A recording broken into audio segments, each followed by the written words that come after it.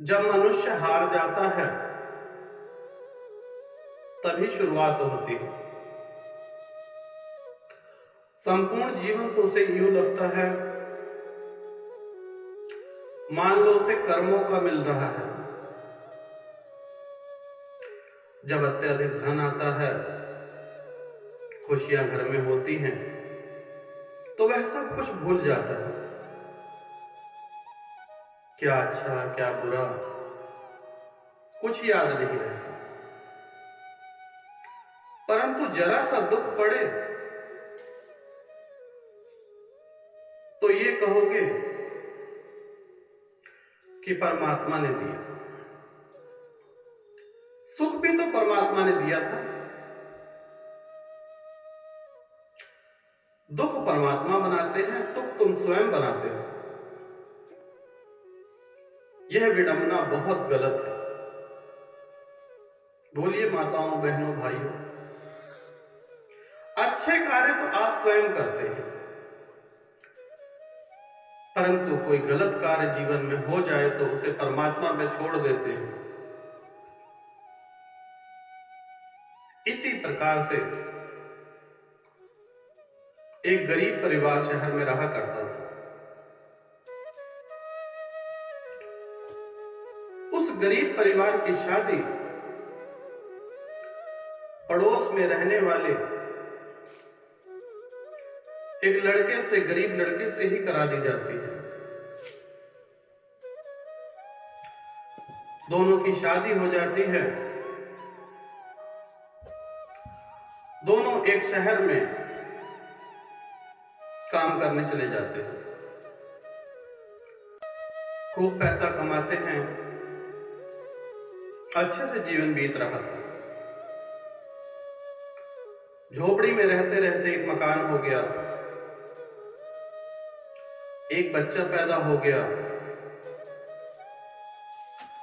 बच्चा भी 2 साल का हो गया। वह लोग एक फैक्ट्री में काम किया करते थे, जहां पर उनका पति फैक्ट्री में मशीनें चलाया करता था। एक दिन दुर्घटनावश उस फैक्ट्री में उस पुरुष की मृत्यु हो जाती है जो मजदूर था।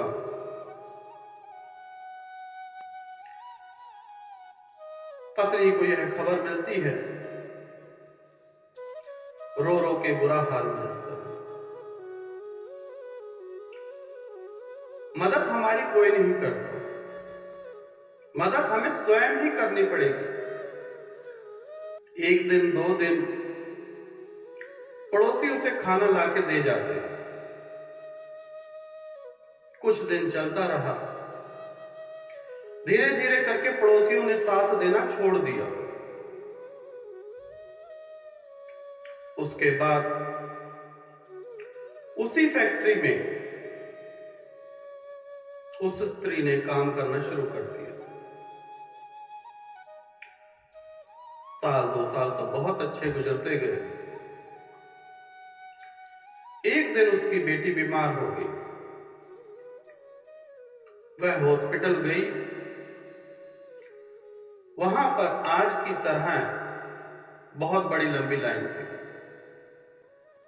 लाइन में लगे लगे बेटी की हालत खराब हो रही थी। वहां पर खड़ा एक युवक कहने लगा कि बहन, पड़ोस में एक अच्छे डॉक्टर हैं, जाके उनको क्यों नहीं दिखा देती हो, वह आपके बच्ची का बहुत अच्छा इलाज कर देंगे।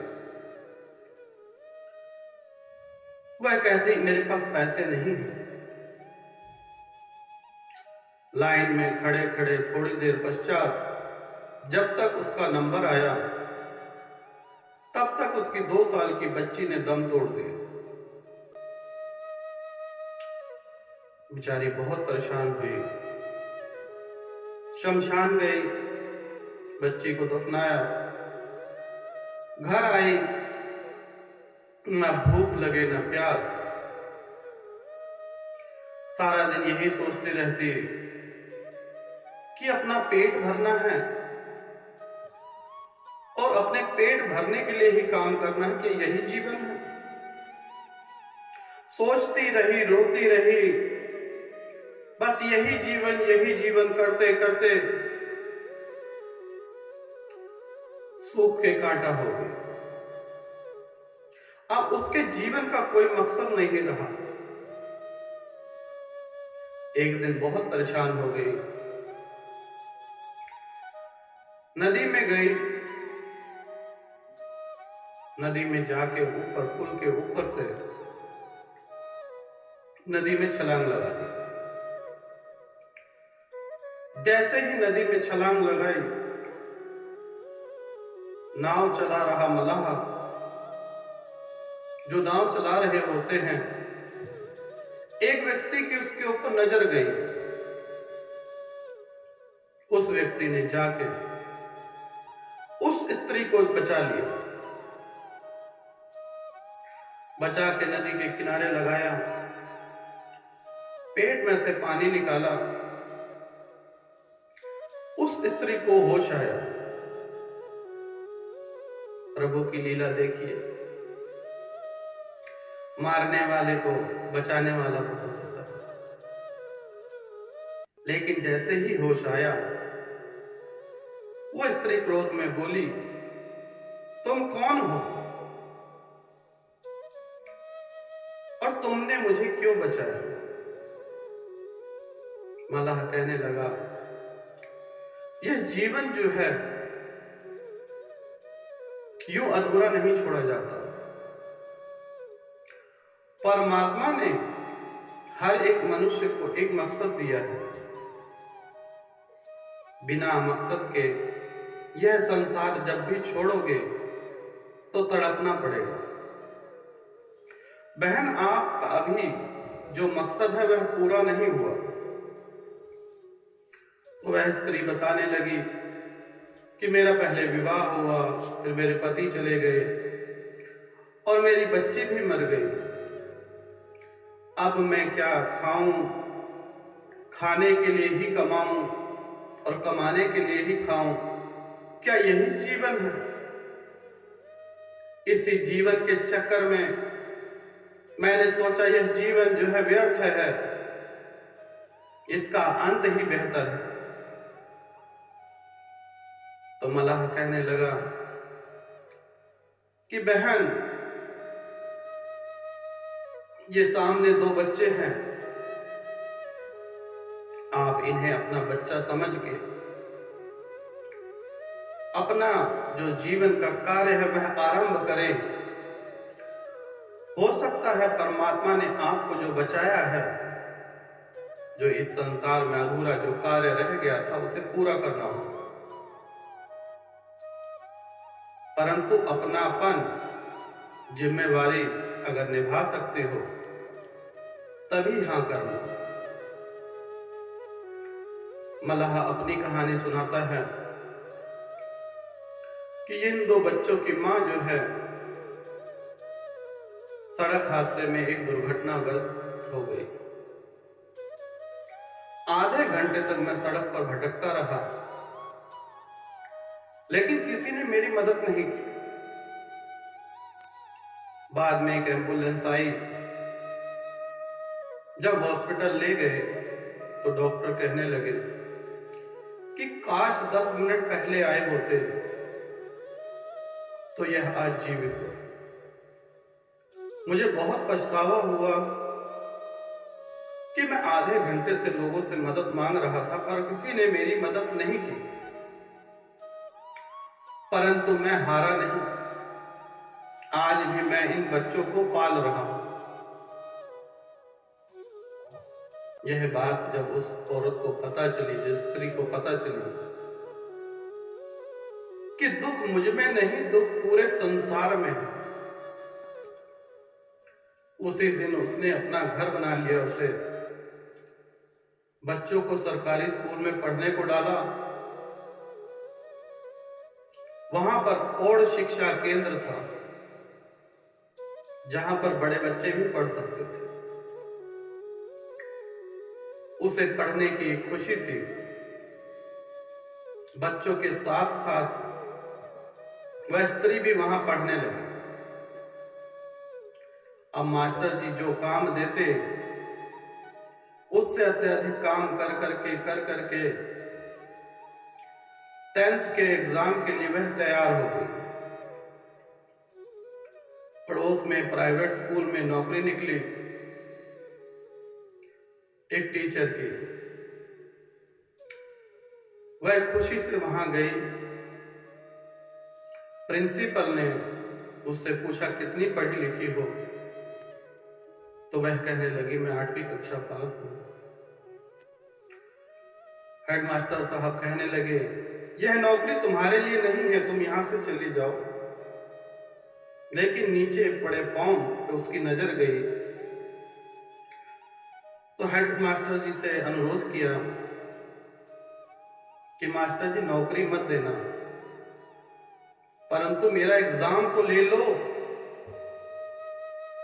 हेडमास्टर जी भी सोचने लगे इसमें हर्ज ही क्या है, एग्जाम तो सबका लेना है, एक और ले लेते हैं। हेडमास्टर जी ने 10-12 लोगों की एक टीम के साथ सबका एग्जाम लिया। अगले दिन वह जब अपने कुटिया में थी तो स्कूल का चपरासी दौड़ते हुए आया और कहने लगा कि आपको हेडमास्टर साहब ने बुलाया है। वह स्त्री परेशान, क्योंकि वह सोच चुकी थी कि मुझे नौकरी तो मिलेगी नहीं, और परेशान थी कि किस कारणवश मुझे बुलाया। भागती दौड़ती स्कूल में पहुंची। हेडमास्टर साहब ने उसे बोला कि कल से तुम्हारी ज्वाइनिंग है और तुम टीचर के पद पे हो। वह खुशी से समा गई, इतनी खुशी कि वहां बैठकर रोने लगी। फिर हेडमास्टर साहब से पूछती है कि मैं इस योग्य भी नहीं थी, तो यह दया मुझ पर क्यों की?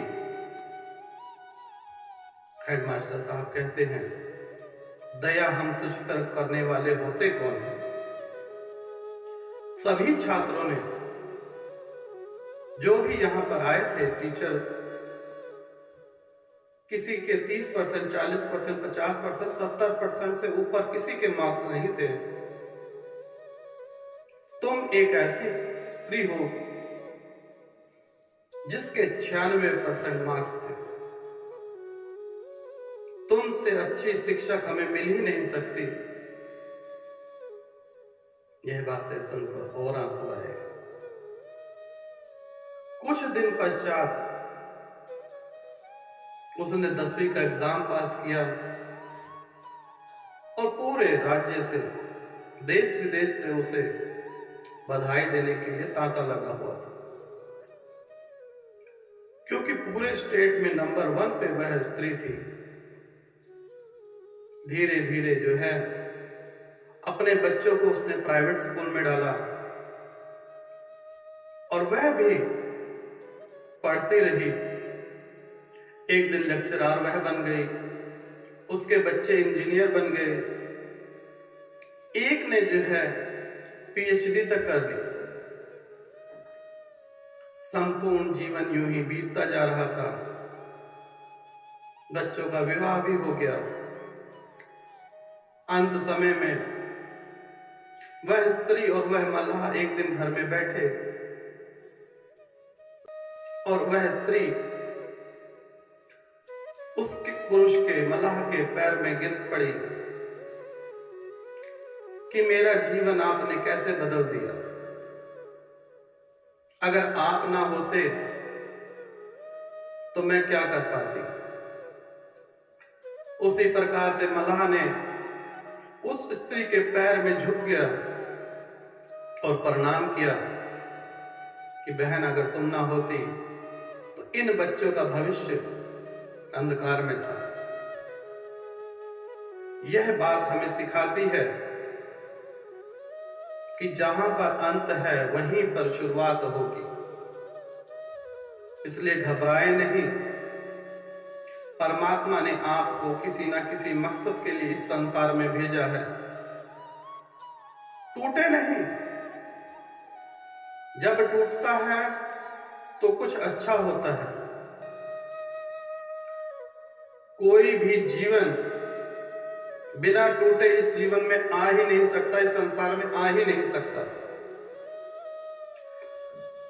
बीज को जानते हैं,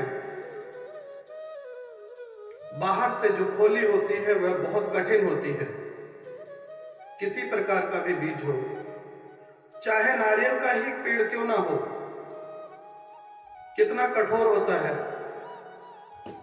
लेकिन जब अंदर से उसका बीज निकलता है तो वह नारियल की खोपड़ी को भी फोड़ देता है। इसी प्रकार से जीवन में परेशानियां अनेकों आएंगी, परंतु हारिए नहीं। जहां पर हार है वहीं पर जीत है, और जीत कर भी हार है। यही जीवन है। इस संसार में जिस चीज को आप हार मान रहे हैं वही जीत है। यह मनुष्य की सोच में है कि वह जीतेगा, हारेगा, लड़ेगा, क्या करेगा। तो आप भी निश्चय कीजिए कि जीवन में आप किस प्रकार से आगे बढ़ेंगे, या छोटी छोटी प्रॉब्लम में आके आत्महत्या करने की सोचेंगे। हो सकता है परमात्मा ने आपके जीवन में कुछ बड़ा लिखा हो।